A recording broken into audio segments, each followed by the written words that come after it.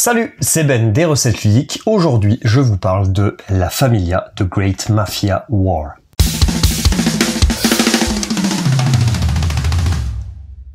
La Familia est un jeu de Maximilian Maria Thiel, illustré par Webberson Santiago et édité par Feuerland Spiel. Il est localisé en français par Super Meeple. C'est un jeu conçu pour 4 joueurs exclusivement, pour des durées de partie entre 2h30 et 3h30, et une difficulté que j'estime sur l'échelle BGG à 3,9 sur 5. La boîte m'a été fournie par l'éditeur que je remercie. Dans La Familia, vous incarnez des familles rivales de la mafia italienne. Vous serez associés à une autre famille et ensemble, vous allez tenter de prendre le contrôle de la Sicile. La Familia est un jeu en équipe de 2 contre 2, d'affrontement, de bluff et de programmation. Le jeu est joué en manches successives, chaque manche est décomposée en 2 phases. À l'issue de la deuxième phase de chacune des manches, les conditions de victoire sont évaluées. Si une équipe contrôle 6 mandamenti, c'est-à-dire 6 régions, ou alors si un joueur contrôle à lui seul 5 mandamenti, dans ce cas-là, l'équipe remporte immédiatement la victoire.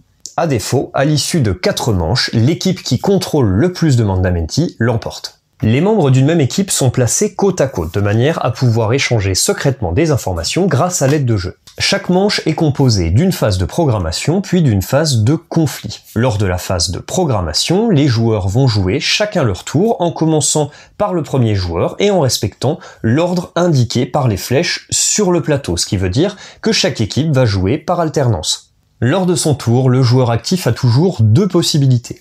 Première possibilité, déplacer un pion depuis la feuille supérieure et l'emmener vers la feuille inférieure. Vous pouvez prendre n'importe quel pion de n'importe quelle colonne pour l'emmener vers un emplacement disponible de la feuille du bas.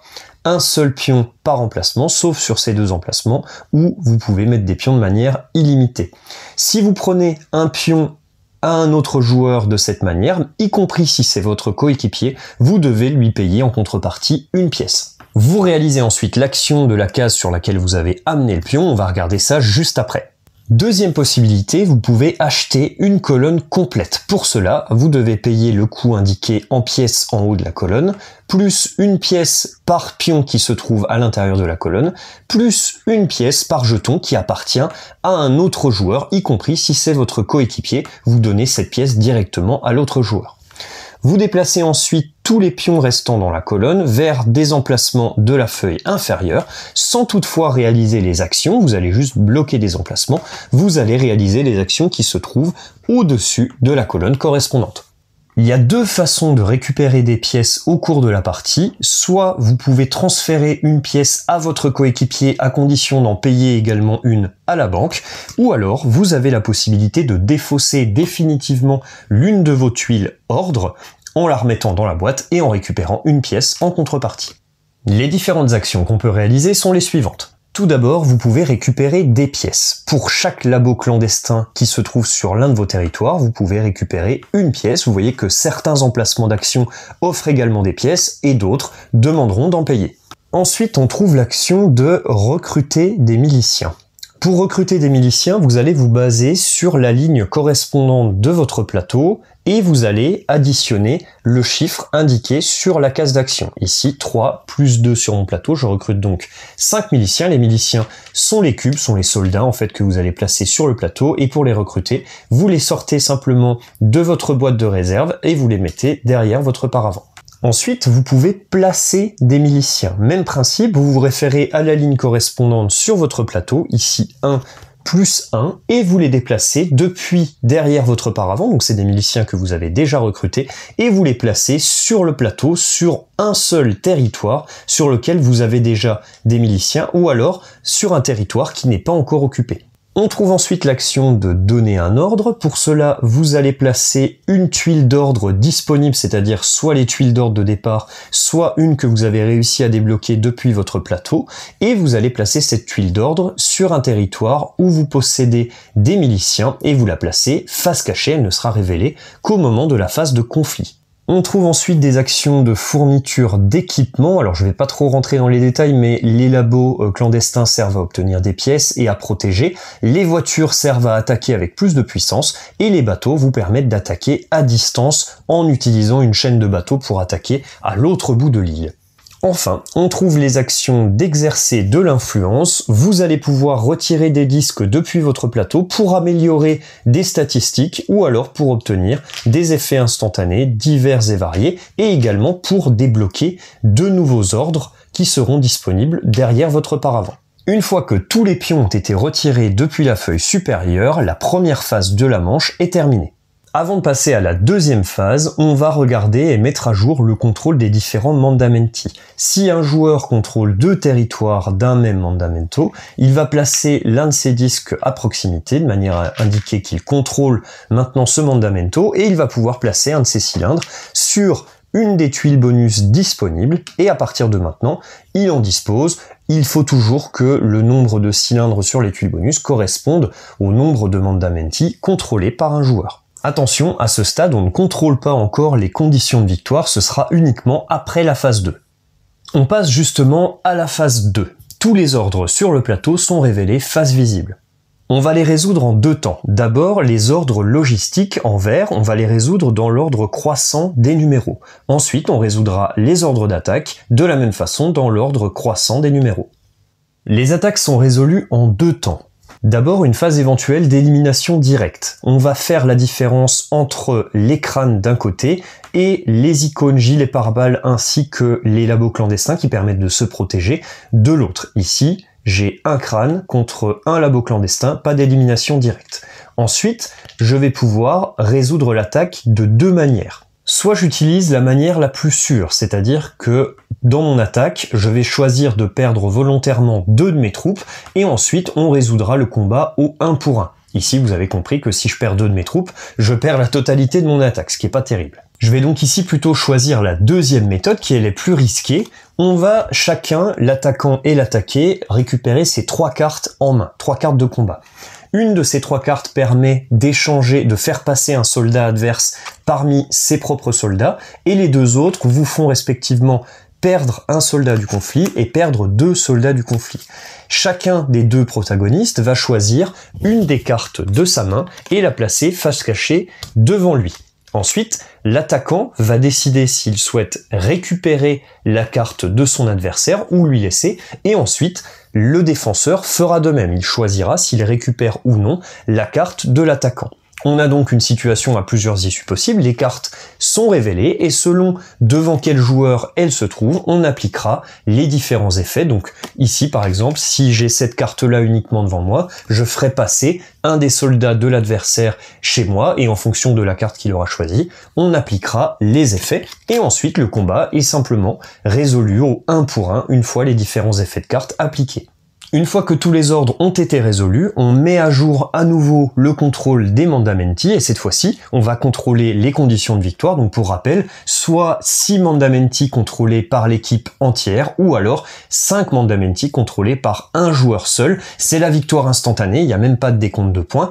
Si jamais c'est le cas, la partie s'arrête immédiatement. Si c'est pas le cas, on continue, on recommence une nouvelle manche. Donc on va simplement déplacer la feuille inférieure vers le haut, une nouvelle feuille est révélée et on recommence une phase de programmation.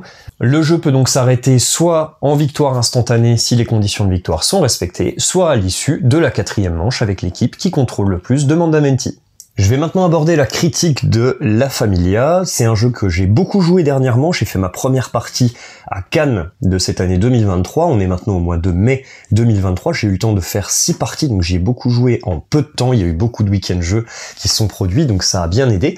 J'y ai joué dans plein de configurations différentes, en tout cas avec des joueurs de profils très différents, puisqu'il n'y a qu'une seule configuration, c'est 2 contre 2, mais avec des profils de joueurs très variés. Des fois ça a plu, des fois ça a moins plu. En tout cas, j'ai essayé de récupérer un maximum de commentaires pour enrichir au plus ce que je pouvais vous dire sur le jeu. Pour ce qui est de mon avis personnel, c'est un jeu que j'aime énormément. J'espère que j'aurai l'occasion d'en faire encore plusieurs parties. C'est un jeu qui propose une expérience unique en son genre, je trouve. On va regarder ça un petit peu plus dans le détail tout de suite.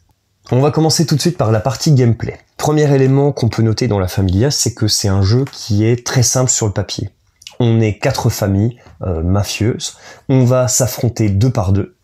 en équipe, et l'objectif c'est de prendre le contrôle de la Sicile en prenant le contrôle d'un certain nombre de régions. Pour ça, on joue 4 manches, chaque manche découpée en 2 phases, une phase où on programme des actions, une phase où on résout des actions. Voilà. Donc ça, sur le papier, c'est super simple. Moi, j'ai beaucoup aimé cette simplicité de prime abord. Évidemment, les règles sont beaucoup plus denses que ça, vous l'avez compris, mais simplement, elles sont pas denses parce que le système de jeu est complexe. On a une manche en 2 phases, avec programmation-résolution. C'est vraiment hyper simple comme système de jeu. La difficulté vient bien sûr de la densité et de l'imbrication des différents éléments et de comment ça va se résoudre, mais simplement, je trouve que de prime abord, c'est facile à comprendre ce qu'on va y faire. Voilà, en une phrase, on a résumé l'objectif du jeu et qu'est-ce qui va se passer pendant la partie. Donc ça, c'est très très chouette. On va regarder les phases un petit peu plus en détail. Phase 1, la phase de programmation. Phase de programmation qui est issue d'un autre jeu de l'auteur qui s'appelle Magnastorm, qu'il a repris tel quel, visiblement. Alors bon, j'ai pas joué à Magnastorm, j'aurais bien voulu, mais j'ai pas eu l'occasion. Simplement, c'est une phase qui est très intéressante parce que c'est une phase où on va avoir un nombre de tours variable. Très important puisque on est capable d'acheter des colonnes entières avec plusieurs jetons d'action à l'intérieur. Donc forcément, plus on achète des colonnes, moins il y aura de tours lors de cette phase. Et donc on a un dilemme supplémentaire à ce moment-là, en plus de tout ce qui se produit déjà bien sûr en termes de choix d'action. On a, est-ce que je choisis de laisser plus de tours aux 2 équipes, puisque ça joue par alternance, ou est-ce que je choisis d'enlever un tour à notre équipe potentiellement, mais surtout à nos adversaires, parce qu'ils sont actuellement plus forts que nous, ou alors ils ont plus de troupes, ils sont capables de mieux jouer, tout ça, ils se sont plus développés. En tout cas, ça ajoute cette dimension-là aux choix qui sont proposés, et donc le nombre de tours variables va faire qu'il y a plein d'inattendus pendant cette phase. Alors évidemment, le pendant de tout ça, c'est que la phase 1 est particulièrement longue. La phase 2 est plutôt rapide à résoudre, ça va en principe assez vite. La phase de programmation est particulièrement longue, il y a beaucoup d'échanges entre les joueurs, donc ça c'est quand même, il faut le savoir, à ce moment-là ça discute beaucoup. S'il y a des joueurs qui sont pas dedans, c'est sûr que ça risque d'être un petit peu plus long. Ça c'est un peu dommage. Maintenant, le jeu est comme ça, c'est l'expérience qui est proposée, à prendre ou à laisser. Deuxième phase maintenant, la phase de résolution. Phase de résolution, on va révéler tous les ordres. Alors là, il y a un truc vraiment très très exaltant, je trouve. Quand on révèle les ordres et qu'on voit ce qui a été mis, on va pouvoir se dire oh, « Putain, on avait programmé ça impeccable, l'ordre devait être là, il est là et tout ça. » Ou alors au contraire, oh, purée, ils se sont mis là alors qu'on pensait qu'ils allaient nous attaquer là. On sait pas faire de front du tout sur ce côté-là. On va perdre complètement cette moitié ouest de l'île. Bref. L'idée, c'est que voilà, il y a plein de choses qui se produisent déjà rien qu'à ce moment-là, et ensuite, quand on résout, là évidemment, c'est là où c'est un peu le twist du jeu, notamment avec le système de cartes, qui est très efficace, je trouve, on va y revenir, mais en tout cas, cette phase 2 est hyper exaltante, je trouve que c'est là où il se passe plein de trucs, et que c'est vraiment le meilleur moment du jeu. On a fait toute la phase de programmation qui a duré des plombes et tout ça pour arriver justement à cette résolution qui va finalement se jouer assez vite, et donc je trouve que c'est assez marrant, ce déséquilibre entre les deux phases qu'il y a, et qui fait qu'en phase 2, si ça se trouve, ça va aller beaucoup plus rapidement que tout ce qu'on avait prévu de faire, et ça va pas du tout se passer comme prévu. Ça, c'est très chouette, j'aime beaucoup cet élément. En termes de profondeur maintenant, et pour contrebalancer un petit peu ce que je disais au début sur la facilité d'appréhension des objectifs du jeu et du jeu dans sa vue globale, on a, je trouve, une profondeur qui est beaucoup plus importante que ce qu'on peut voir à la première partie. Notamment pendant la première phase où on a en fait ce système où on va déplacer des disques de la feuille du haut vers la feuille du bas. Il faut bien penser que la feuille du bas qu'on joue à la manche N deviendra la feuille du haut à la manche N+1. Et donc, tout ce qu'on aura placé en termes de jetons, la correspondance sur les colonnes, le fait d'avoir plusieurs jetons à notre couleur dans une certaine colonne, ça va conditionner les prochains achats potentiels de colonnes et les prochains jetons qu'on va pouvoir utiliser, déplacer, et les opportunités qu'on va laisser à l'équipe adverse.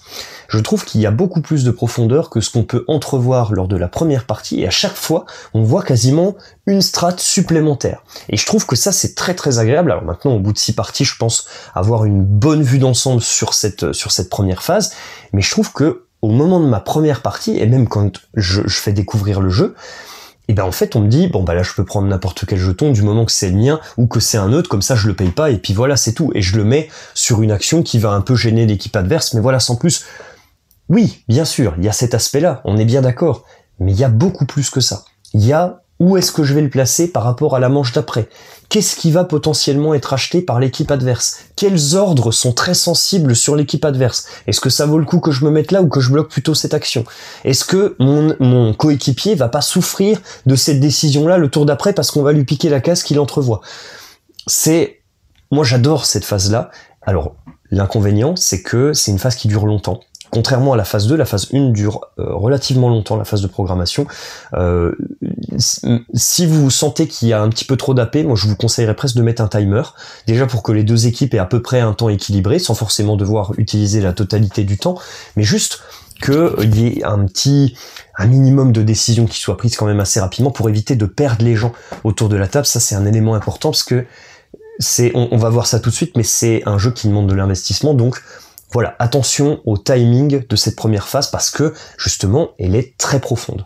On arrive justement à l'investissement des joueurs. Alors là c'est un point, c'est vraiment mon avis, j'en ai discuté un petit peu avec Charles Amir de Super Meeple, qui a un avis vraiment différent sur la question.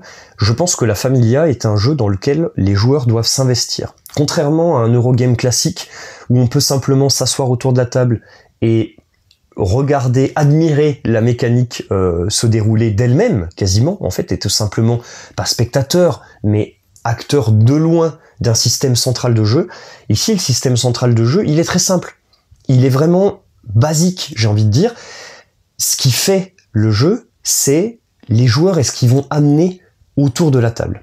Et je trouve que il y a vraiment une vraie façon d'amener une ambiance, d'amener quelque chose de plus au jeu. On est vraiment acteur principal. Alors que je trouve que dans certains Eurogames, on est acteur secondaire, non pas que ce soit dérangeant, c'est pas un problème, c'est juste que là, on doit amener plus que uniquement la mécanique. On doit amener une ambiance, on doit amener une sorte de dimension supplémentaire, j'irai pas jusqu'à parler de roleplay, mais simplement on doit amener quelque chose de supplémentaire, un investissement supplémentaire est demandé aux joueurs pour que la partie soit vraiment génial. En tout cas, les parties excellentes que j'ai vécues, c'est quand vraiment tout le monde était à fond dedans et que ça jouait au taquet, que ça jouait vraiment, qu'il y avait quelque chose qui se créait autour de la table. Donc voilà, il y a des avis divergents sur cette question, bien sûr, mais simplement, je pense que c'est un jeu qui demande de l'investissement, mais si vous êtes prêt à le mettre, c'est vraiment fabuleux. Je fais une petite parenthèse un peu plus personnelle et un peu plus globale, on va dire, sur ma réflexion sur les jeux que j'aime jouer aujourd'hui. Je valorise de plus en plus le voyage dans les jeux, c'est-à-dire l'expérience de jeu, ce qui se passe pendant la partie en tant que telle, plus que l'issue, l'objectif de gagner la partie. Je trouve que dans la Familia, c'est bien représenté parce que pendant la partie, on n'est pas concentré sur les... Alors il n'y a pas de point de victoire, il y a des conditions de victoire instantanées, bien sûr c'est l'objectif de fond, mais moi ce qui m'intéresse, c'est de voir ce qui va se passer et de connaître en fait les différents retournements de situation et les situations qui vont se produire pendant la partie plus qu'à l'issue de la partie. Ça c'est une réflexion plus globale que j'ai dans les jeux maintenant, dans ce que j'aime en termes d'expérience ludique. Ici, je trouve quelque chose vraiment qui va complètement dans ce sens, qui valorise le voyage plus que l'issue de ce voyage. Et donc ça, j'aime de plus en plus jouer vraiment pour ce qui va être créé autour de la table et pour les souvenirs que je vais avoir de mes différentes parties, pour ce que je vais en raconter, ce que je vais en retenir, plus que j'ai gagné tant de parties sur tant de parties jouées. Ça, c'est vraiment ma réflexion aujourd'hui. Je ne joue presque plus que pour qu'est-ce qui va se passer pendant la partie et à quel point le gameplay proposé et les éléments de jeu sont géniaux et me correspondent. Voilà, c'était une petite parenthèse un peu plus, un peu en dehors, on va dire, de la Familia, mais je trouve que l'expérience qui est proposée ici, déjà, j'ai pas eu l'occasion de la vivre souvent, et je trouve vraiment que quand ça marche, c'est incroyable. J'ai plein d'histoires à raconter sur ce qui s'est passé pendant mes parties, et ça a pas de prix, quoi. Je trouve c'est ça qui est exceptionnel, c'est ça que je considère aujourd'hui comme exceptionnel. Si vous recherchez ça, vous le trouverez peut-être dans la Familia.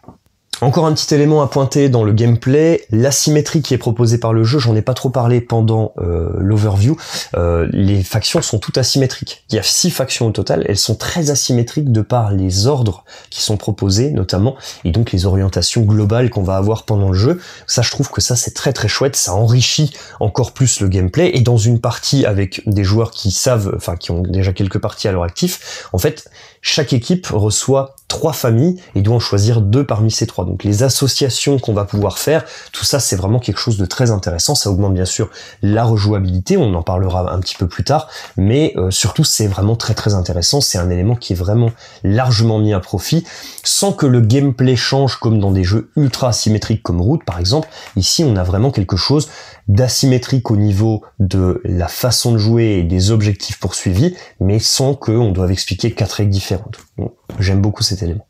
Si je devais mettre un élément un petit peu plus en retrait dans mon jugement, c'est le temps de jeu. Non pas que ce soit un problème, moi j'ai pas de souci avec les jeux qui sont plus longs, j'ai joué toutes mes parties entre 2h30 et 3h30, sans les règles. Je trouve que c'est un temps de jeu qui est quand même assez conséquent, donc ça rejoint l'investissement dont je parlais tout à l'heure. Ici on investit quand même, notamment déjà en premier lieu du temps dans le jeu, surtout si on a des joueurs qui sont pas dedans. Et donc ça c'est le problème, c'est que s'il y a des joueurs qui n'ont pas accroché au moment de la partie, particulièrement s'il y a un joueur ou une équipe qui est pas complètement dedans, il risque de trouver le temps long. Et ça c'est un peu compliqué parce que du coup c'est vrai que l'expérience est un petit peu en dessous. À ce moment-là, on n'a pas du tout le même plaisir de jeu, même si on est dedans avec quelqu'un qui est pas dedans ou avec une équipe en face qui est pas dedans. Voilà, c'est un peu le risque. Les parties sont longues, il faut le savoir. Il y a beaucoup de décisions qui sont à prendre et donc forcément la phase 1 va durer assez longtemps. Si l'équipe en face à ce moment-là est pas dedans à essayer de se poser toutes les questions en disant est-ce qu'ils vont pouvoir faire ça, est-ce qu'ils vont aller là, s'ils ont mis cet ordre-là, qu'est-ce qui peut se passer, en refaisant en fait tout le jeu avec des si. S'il n'y a pas cette phase, si ça se produit pas, et malheureusement ça risque d'être un petit peu compliqué, l'expérience de jeu risque d'être un petit peu en dessous. Voilà, ça rejoint ce que je disais tout à l'heure, pour moi c'est un jeu qui est vraiment très dépendant des joueurs que vous mettez à l'intérieur. Je vais conclure sur une note positive pour le gameplay. La note positive, c'est la configuration. 4 joueurs, c'est tout. 2 contre 2. Je trouve que ça c'est à valoriser, j'en ai déjà parlé plusieurs fois, notamment dans les précédentes vidéos, mais également dans les voituriers. Je trouve que les configurations, c'est quelque chose qui devrait être la norme, entre guillemets. Les jeux, à mon sens, sont conçus pour fonctionner parfaitement dans une, peut-être, 2 configurations, mais certainement pas 3, 4, 5 configurations, ou alors ça demande d'autant plus de travail pour arriver à équilibrer tout ça, et on arrive en fait à des jeux qui sont différents en fonction de la configuration. Ici on propose un jeu, une configuration qui a été bossée pendant tout le long du temps de développement du jeu. Il n'y a pas eu on s'est pas éparpillé à regarder comment on allait faire un mode de joueur ou à proposer une extension pour 5 ou je ne sais quoi. Là, on s'est concentré sur une config et on a tout fait pour que tout marche dans cette config, ce qui veut dire que on a concentré le temps de développement sur une seule config.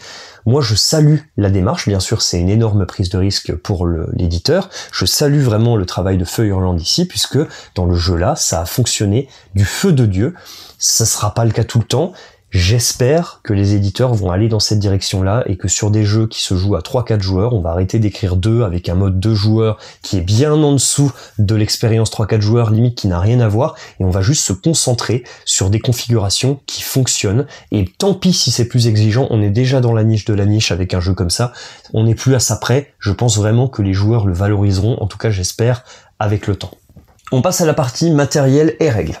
En termes de matériel, le jeu propose quelque chose de simple. On a des formes très simples, on a des cubes pour représenter les petits soldats, des disques, des cylindres pour placer les différents contrôles et les jetons d'action. C'est extrêmement simple, moi je trouve que c'est d'une efficacité remarquable. Je valorise pareil de plus en plus les choses qui sont simples mais qui sont efficaces. Ici on a tout ce qu'il nous faut, on a des trucs en bois pour la qualité, et on a des choses simples pour éviter de s'y perdre dans qu'est-ce qui représente quel élément du jeu, plutôt que d'avoir des petits personnages qui sont censés nous mettre dans l'ambiance du jeu ou je ne sais quoi. Là on a quelque chose d'ultra simple, de presque abstrait, mais au final, on n'a pas besoin de se concentrer sur ces éléments. On s'en fout. Des soldats, c'est des soldats, il n'y a pas besoin qu'ils aient une forme de soldat. Les cubes, c'est parfaitement suffisant, et pour l'expérience qui est proposée, pour moi, c'est exactement ce qui est attendu. Ça permet de réduire un petit peu les coûts au niveau du matériel, tout en augmentant la qualité, en mettant du bois plutôt que du plastique ou du punch.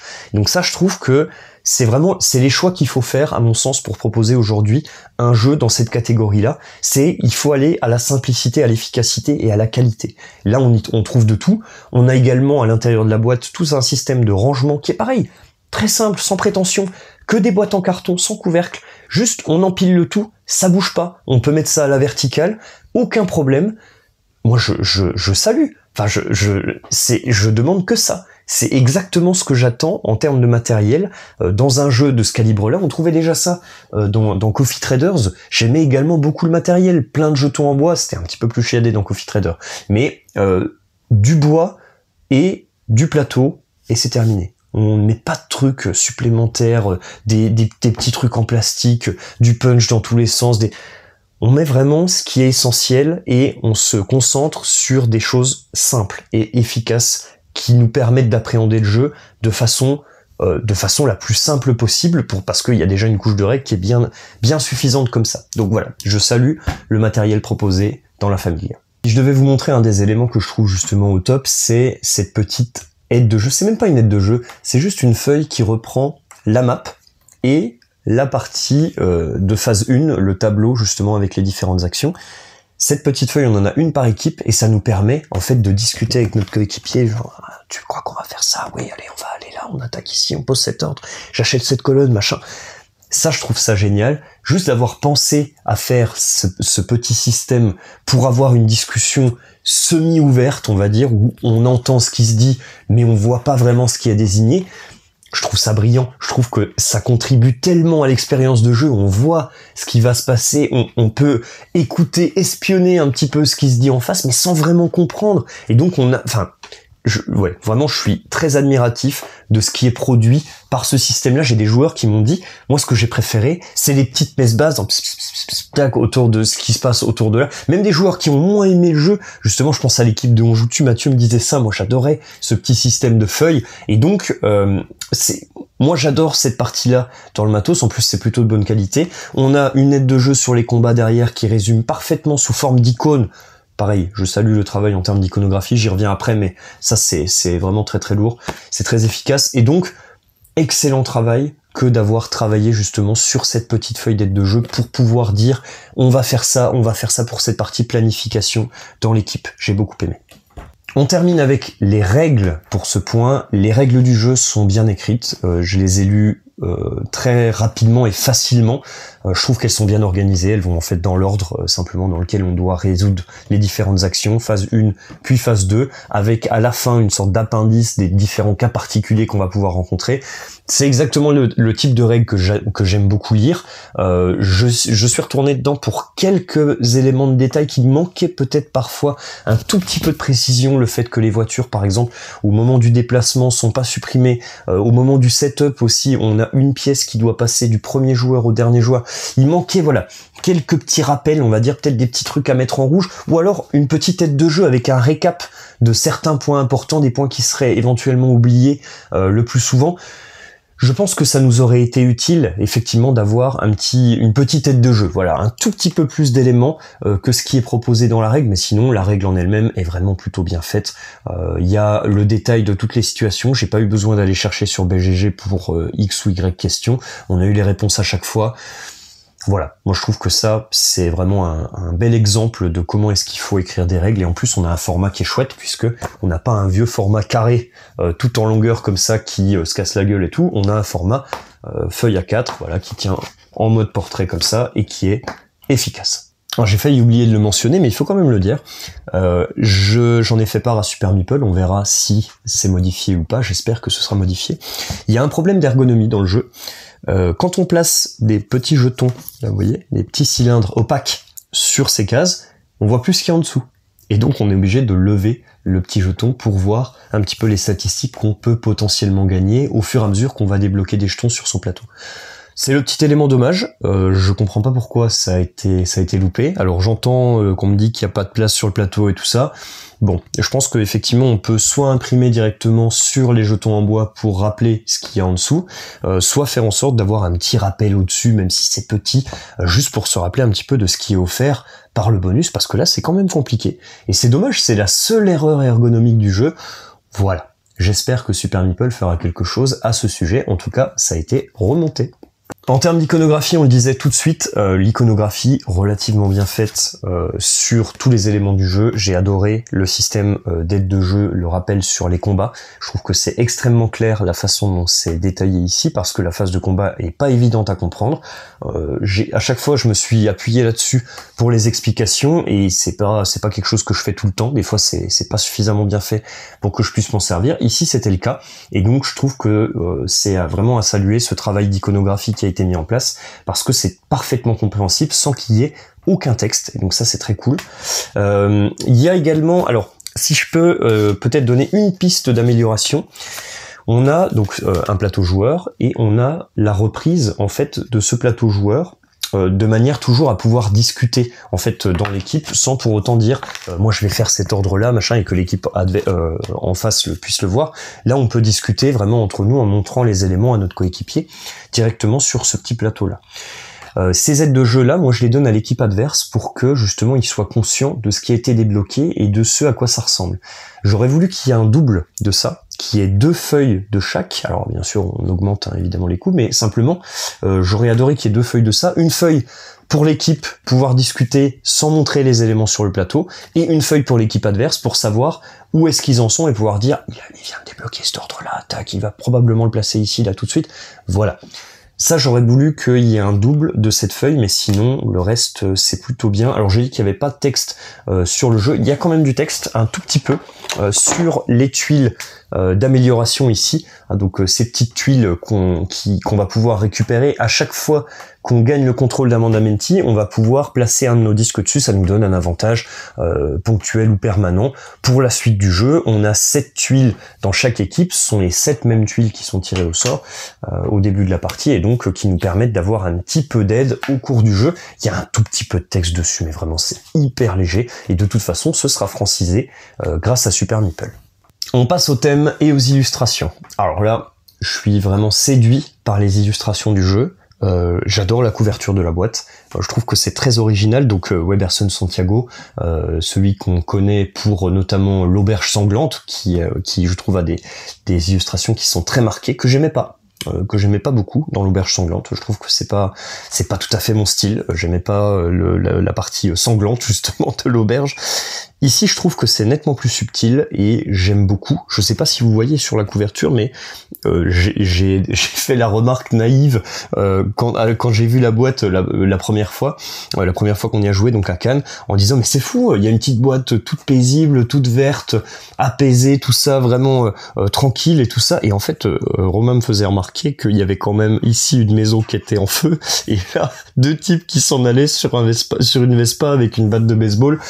Pas si peaceful que ça, c'est quand même plutôt marqué, et je trouve que justement ce contraste est très plaisant à voir. Moi j'aime beaucoup la façon dont ça a été illustré, et tout le matos a été illustré de cette façon-là, et je trouve que ça rend le tout très lisible. Le plateau est particulièrement lisible, je trouve.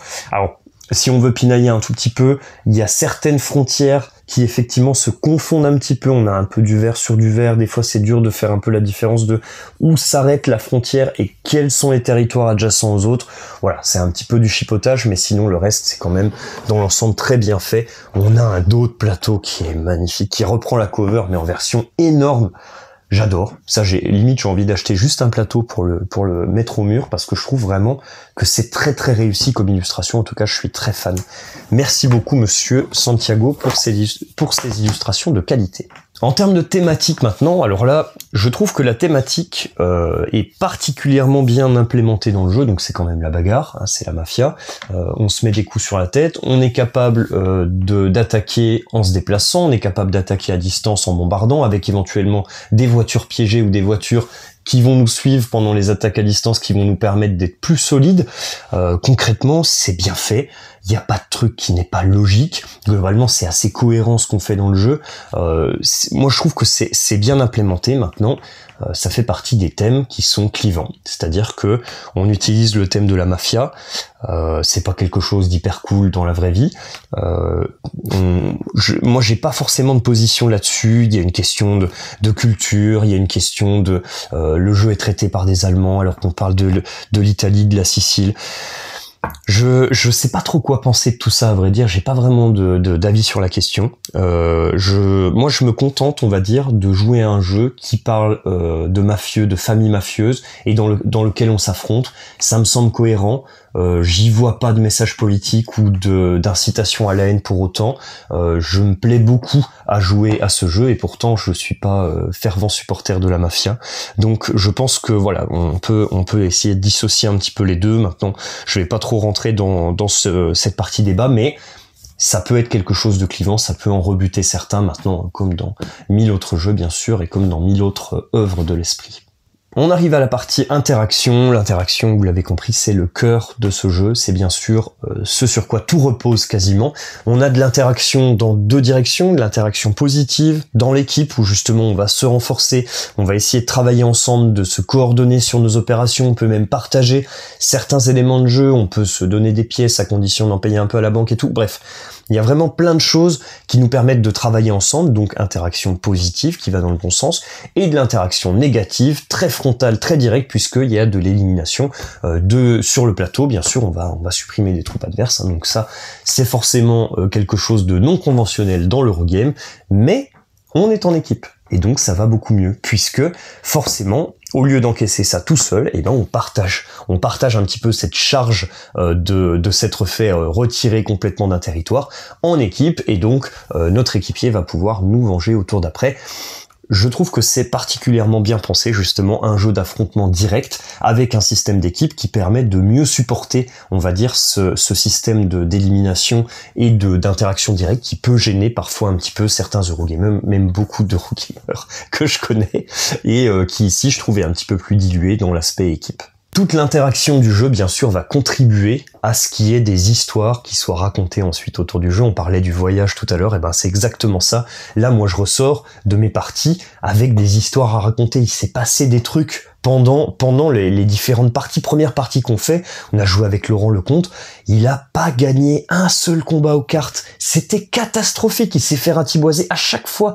Il prenait toujours les mauvaises décisions. C'était incroyable. Et on en a rigolé toute la partie, même après. Aujourd'hui, je me rappelle encore de ces moments.